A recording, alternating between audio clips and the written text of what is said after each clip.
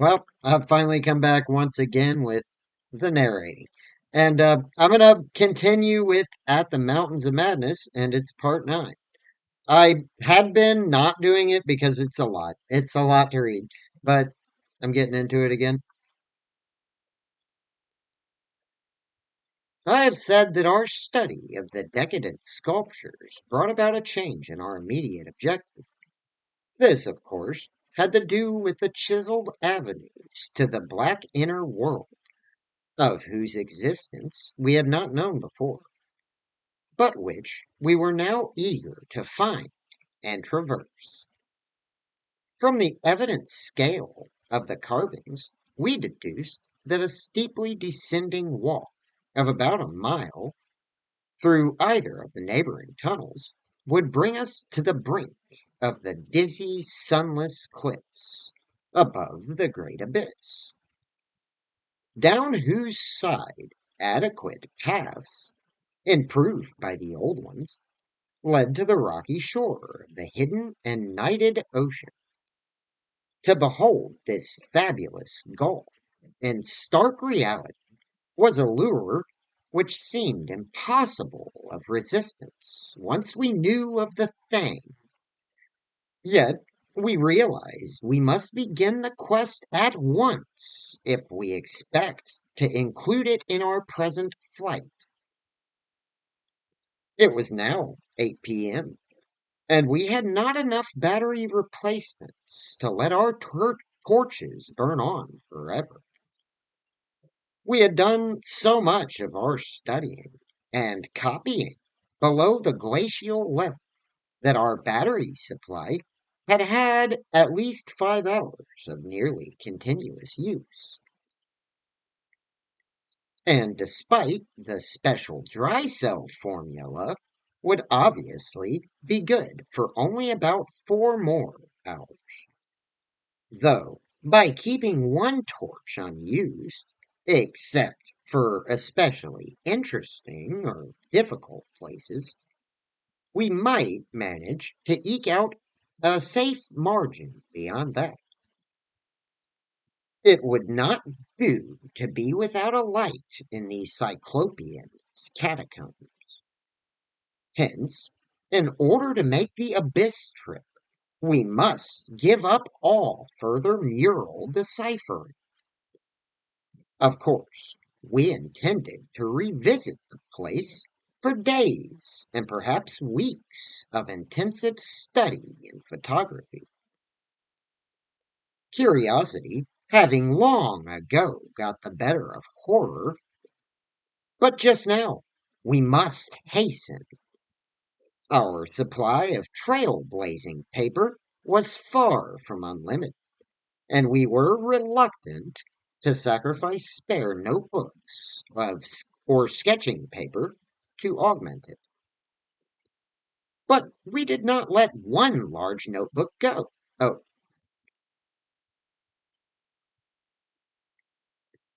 but we did let one large notebook go. If worse came to worse, we could restock. Oh, what the fuck? Okay, fix it. See, I always do that.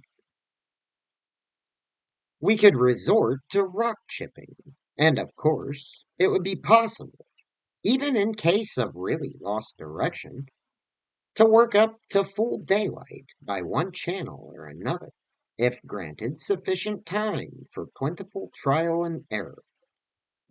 So at last, we set off eagerly in the indicated direction of the nearest tunnel.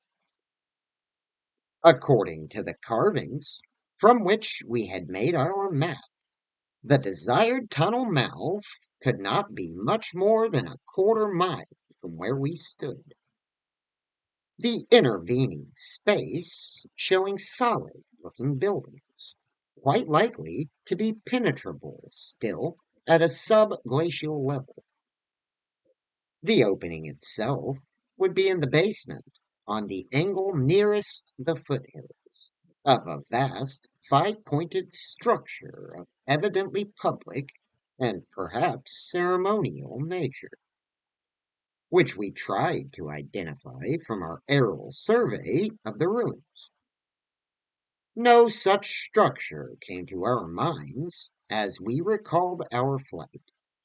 Hence, we concluded that its upper parts had been greatly damaged, or that it had been totally shattered in an ice rift we had noticed. In the latter case, the tunnel would probably turn out to be choked, so that we would have to try the next nearest one, the one less than a mile to the north. The intervening river course prevented our trying any of the more southerly tunnels on this trip, and indeed, if both of the neighboring ones were choked, it was doubtful whether our batteries would warrant an attempt on the next northerly one, about a mile beyond our second choice.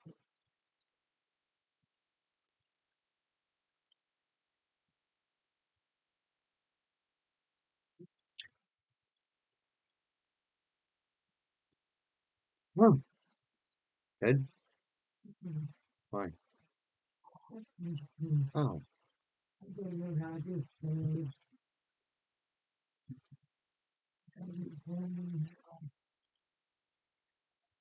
ugh.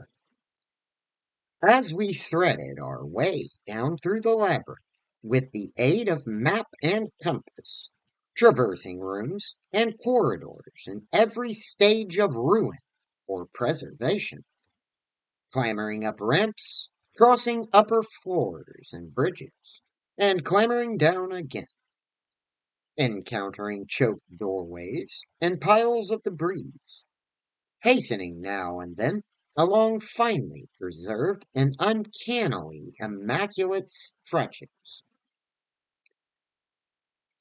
taking false leads and retracing our way.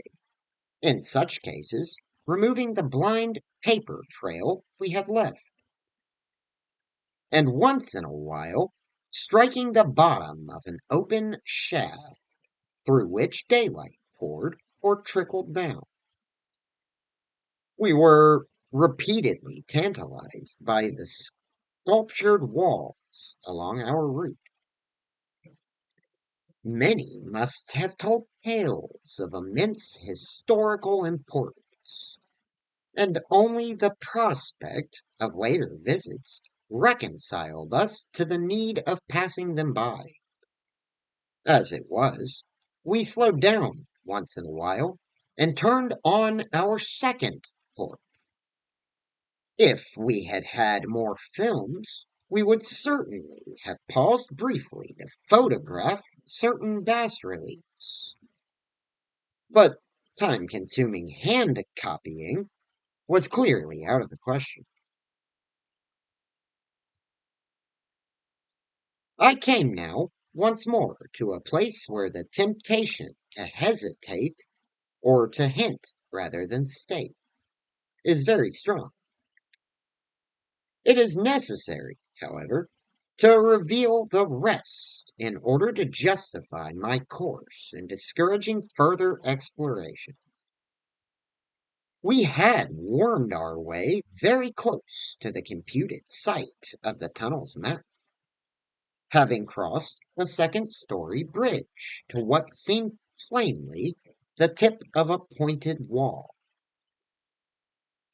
and descended to a ruinous corridor, especially rich in decadently elaborate and apparently ritualistic sculptures of late workmanship.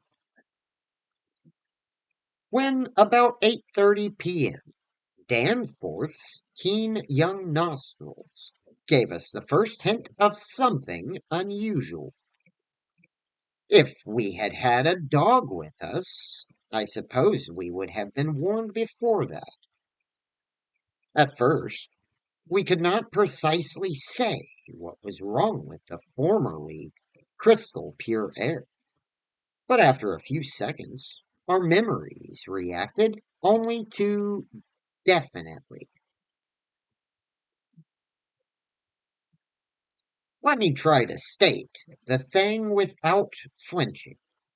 There was an odor, and that odor was vaguely, subtly and unmistakably akin to what had nauseated us upon opening the insane grave of the horror Lake had dissected. Of course, the revelation was not as clearly cut at the time as it sounds now. There were several conceivable explanations, and we did a good deal of indecisive whispering. Most important of all, we did not retreat without further investigation. For having come this far, we were loath to be balked by anything short of certain disaster. Anyway, what we must have suspected was altogether too wild to believe. Such things did not happen in any normal world. It was probably sheer irritate or irrational instinct which made us dim our single torch, tempted no longer by the decadent and sinister sculptures that leered menacingly from the opposite wall, and which softened our progress to a cautious tiptoeing and crawling over the increasingly littered floor and heaps of debris.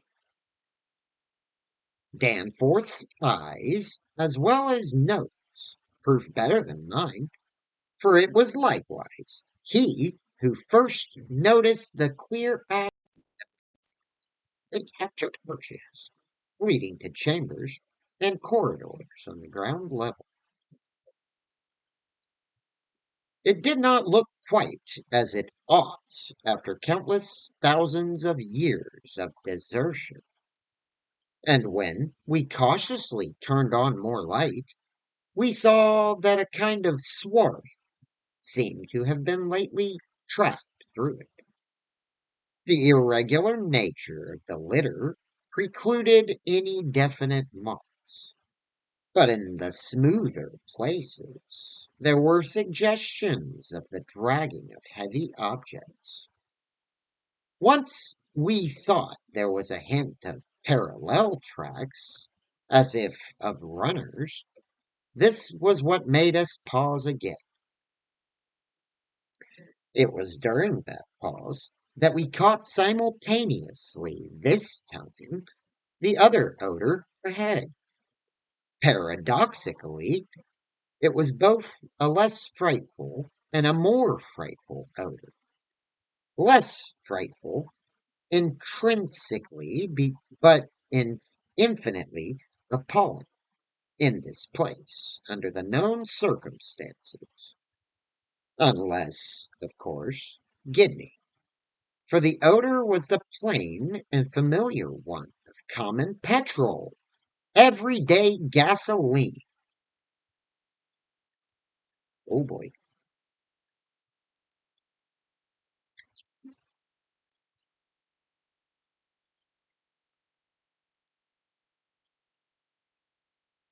Our motivation, after seeing that, is something I will leave to psychologists.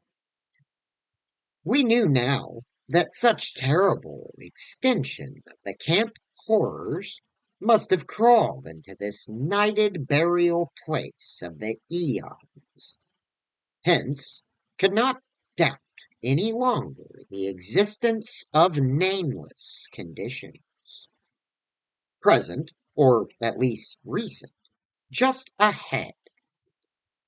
Yet, in the end, we did let sheer burning curiosity, or anxiety, or hypnotism, or vague thoughts of responsibility toward Gedney, of what not, drive us on. Danforth whispered again of the print he thought he had seen at the alley turning in the ruins above, and of the faint musical piping, potentially of tremendous significance in the light of Lake's dissection report, despite its close resemblance to the cave mouth echoes of the windy peaks. which he thought he had shortly afterward half heard from unknown depths below.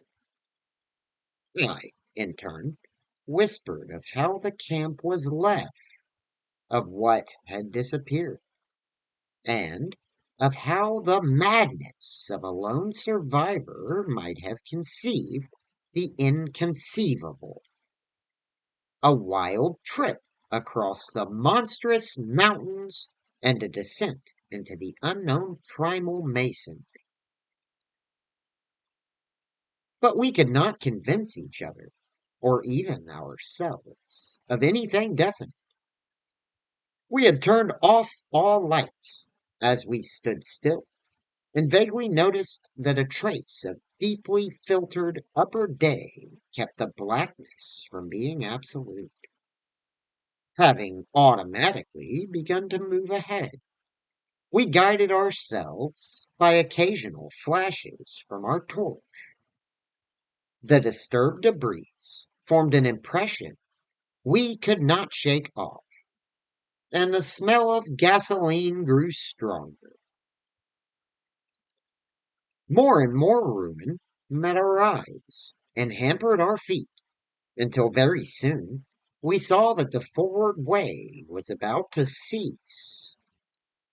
We had been all too correct in our pessimistic guess about that rift glimpsed from the air. Our tunnel quest was a blind one, and we were not even going to be able to reach the basement, out of which the abyssward aperture opened. The torch, flashing over the grotesquely carven walls of the blocked corridor in which we stood, showed several doorways in various states of obstruction, and from one of them the gasoline odor, quite submerging the other hint of odor, came with a special distinctness. As we looked more steadily, we saw that beyond a doubt there had been a slight and recent clearing away of debris from that particular opening. Whatever the lurking horror might be, we believed the direct avenue toward it was now plainly manifest. I do not think anyone will wonder that we waited an appreciable time before making any further motion. And yet, when we did venture inside the black arch, our first impression was one of anticlimax. For amidst the littered expanse of that sculptured crypt, a perfect cube, with sides of about 20 feet, there remained no recent object of instantly discernible size, so that we looked instinctively through the vein, through, no, though in vain, for a farther doorway.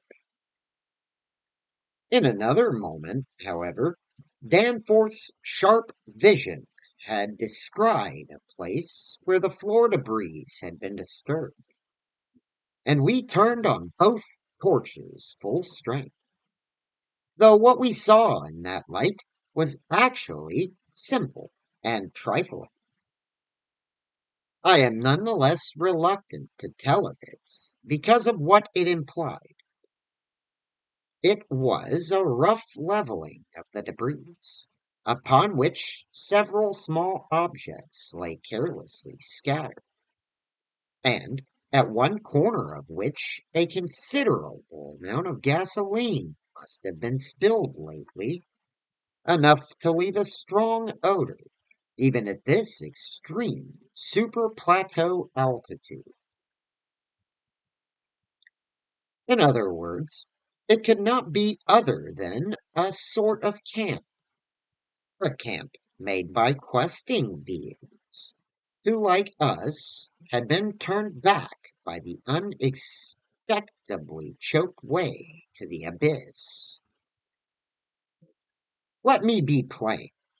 The scattered objects were, so far as substance was concerned, all from Lake's camp and consisted of tin cans, as queerly opened as those we had seen at that ravaged place, many spent matches, three illustrated books, more or less curiously smudged, an empty ink bottle with its pictorial and instructional carton, a broken fountain pen, some oddly snipped fragments of fur and tent cloth, a used electric battery with circular of direction. Oh, so a compass with circular of directions, a folder that came with our type of tent heater, and a sprinkling of crumpled papers. It was all bad enough, but when we smoothed out the papers and looked at what was on them, we felt we had come to the worst.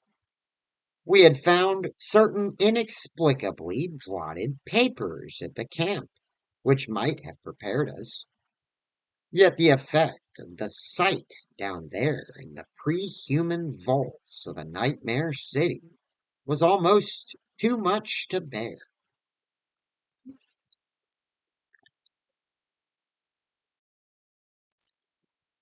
All right, I had to take a little breather there. Continuing. Ahmad Gedney might have made the groups of dots in imitation of those found on the greenish soapstones, just as the dots on those insane five-pointed grave mounds might have been made.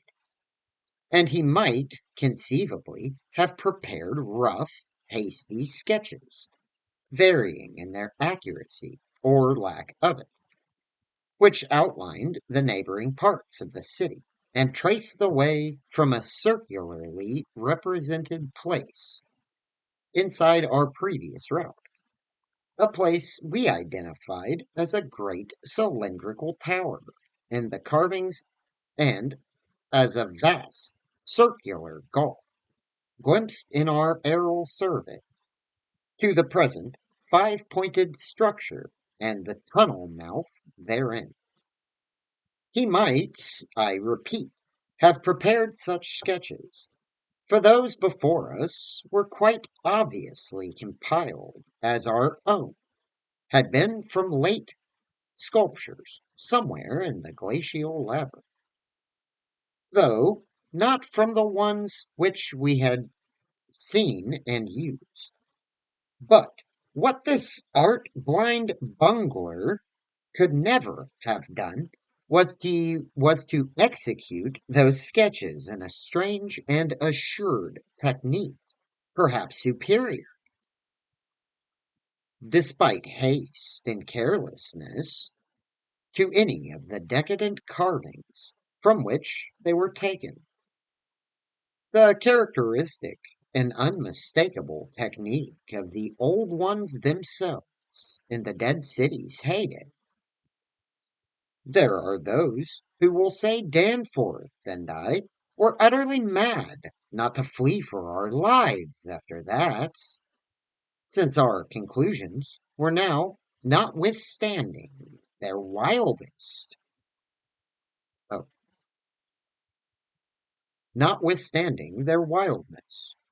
completely fixed, and of a nature I need not even mention to those who have read my account as far as this.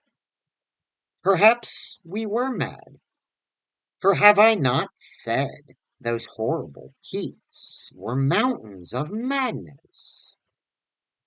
But I think I can detect something of the same spirit, albeit in a less extreme form, in the men who stalk deadly beasts through African jungles to photograph them or study their habits, half paralyzed with terror though we were. There was nevertheless fanned within us a blazing flame of awe and curiosity, which triumphed in the end.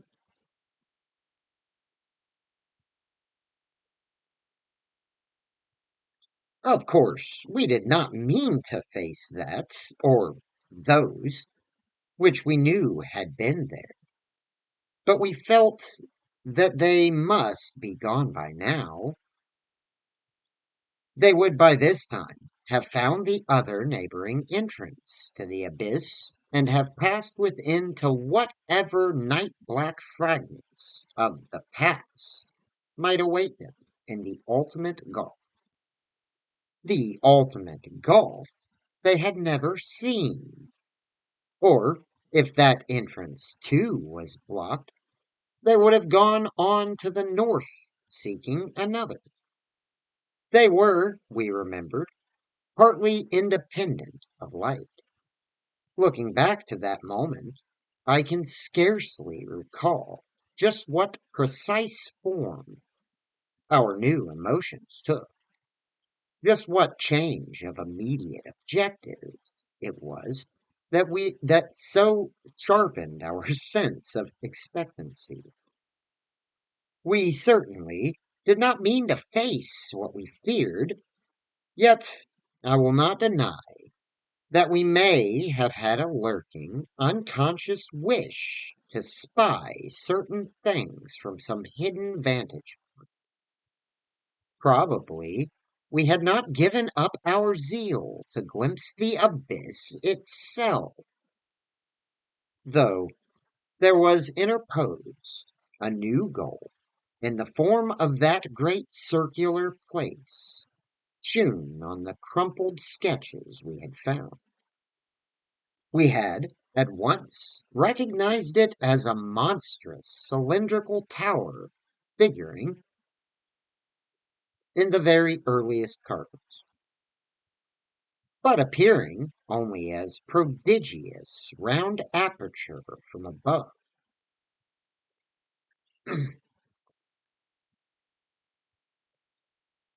I missed the word. Something about the impressiveness of its rendering, even in these hasty diagrams, made us think that its subglacial levels must still form a feature of peculiar importance. Perhaps it embodied architectural marvels as yet unencountered by us. It was certainly of incredible age, according to the sculptures in which it figured, being indeed among the first things built in the city. Its carvings, if preserved, could not but be highly significant. Moreover, it might form a good present link with the upper world, a shorter route than the one we were so carefully blazing, and probably that by which those others had descended. At any rate, the thing we did was to study the terrible sketches, which quite perfectly confirmed our own, and start back over the indicated course to the circular place, the course which our nameless predecessors must have traversed twice before us. The other neighboring gate to the abyss would lie beyond that. I need not speak of our journey, during which we continued to leave an economical trail of paper, for it was precisely the same in kind as that by which we had reached the cul-de-sac, except that it tended to adhere more closely to the ground level, and even descended to basement corridor. Every now and then we could trace certain disturbing marks in the debris or litter underfoot, and after we had passed outside the radius of the gasoline scent, we were again faintly conscious, spasmodically, of that more hideous and more persistent scent. After the way had branched from our former course, we sometimes gave the rays of our single torch a furtive sweep along the walls, noting in almost every case the well nigh omnipresent sculptures, which indeed seem to have been formed a main aesthetic outlet of the old ones.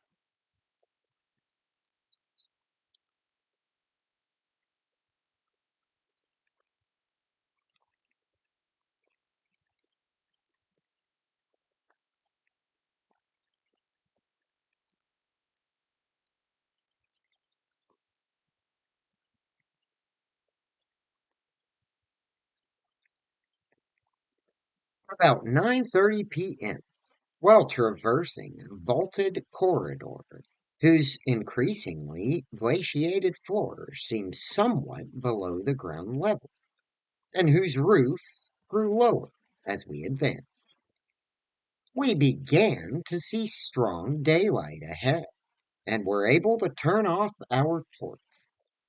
It appeared that we were coming to the vast circular place, and that our distance from the upper air could not be very great. The corridor ended in an arch, surprisingly low for these megalithic ruins, but we could see much through it, even before we emerged. Beyond there stretched a prodigious round space, fully 200 feet in diameter, strewn with debris, and containing many choked archways, corresponding to the one we were about to cross. The walls were, in available spaces, boldly sculptured into a spiral band of heroic proportions, and displayed, despite the destructive weathering caused by the openness of the spot, an artistic splendor far beyond anything we had encountered before. The littered floor was quite heavily glaciated, and we fancied that the true bottom lay at a considerably lower depth.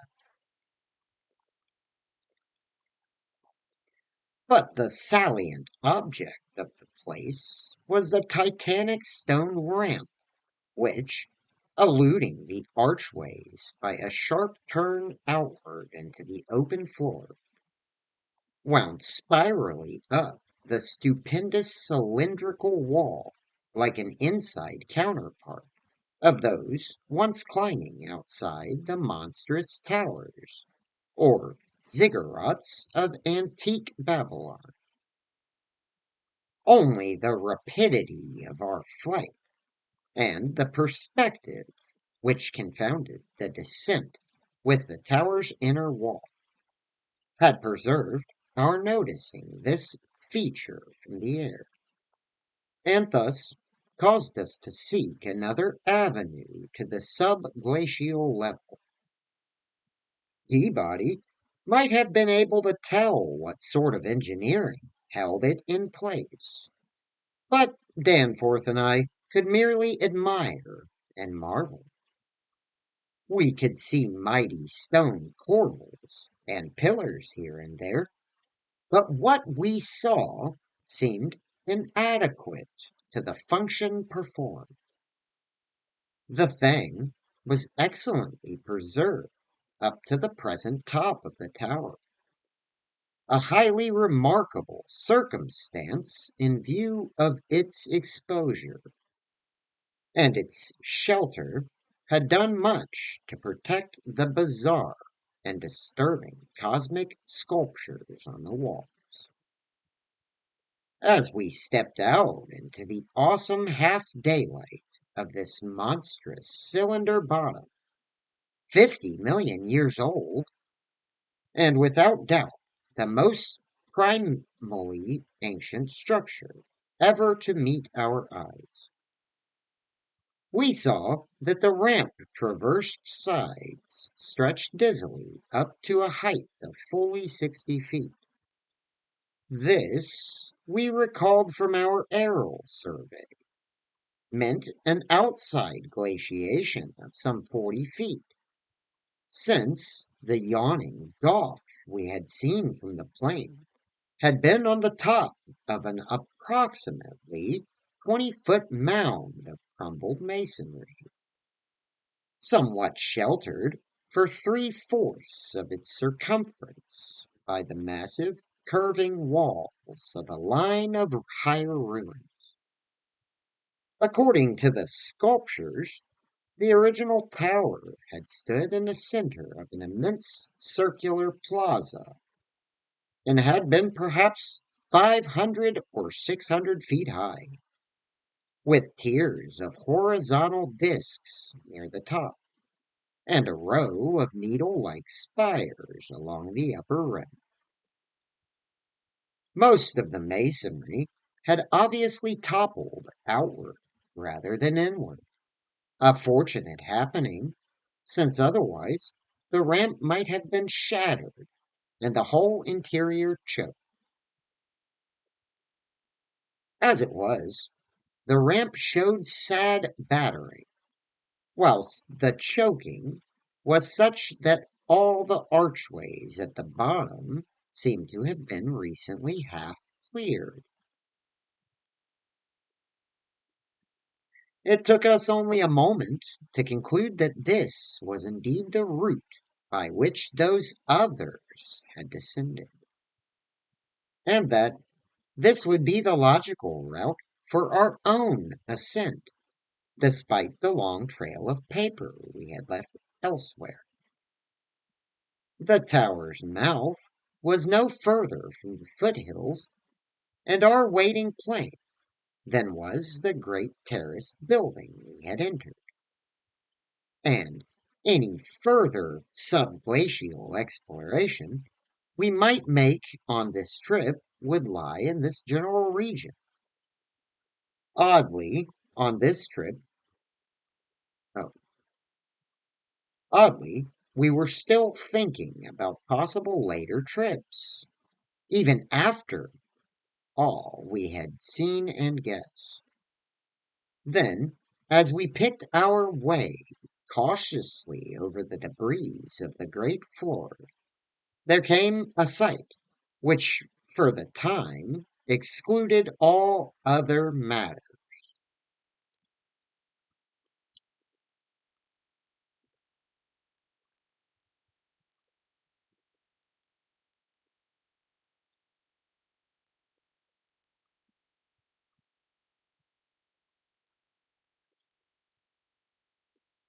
Was the neatly huddled array of 3 sledges in that farther angle of the ramp's lower and outward projecting course, which had hitherto been screened from our view.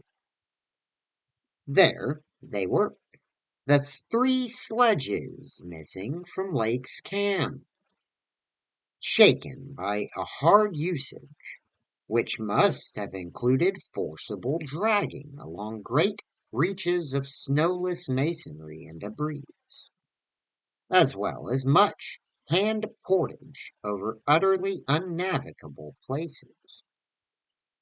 They were carefully and intelligently packed and strapped, and contained things memorably familiar enough: the gasoline stove, fuel cans, instrument cases, provision tins, tarpaulins, obviously bulging with books, and some bulging with less obvious contents. Everything derived from Lake's equipment. After what we had found in that other room, we were in a measure prepared for this encounter. The really great shock came when we stepped over and undid one tarpaulin, whose outlines had peculiarly disquieted us. It seemed that others as well as Lakes had been interested in collecting typical specimens, for there were 2 here, both stiffly frozen, perfectly preserved.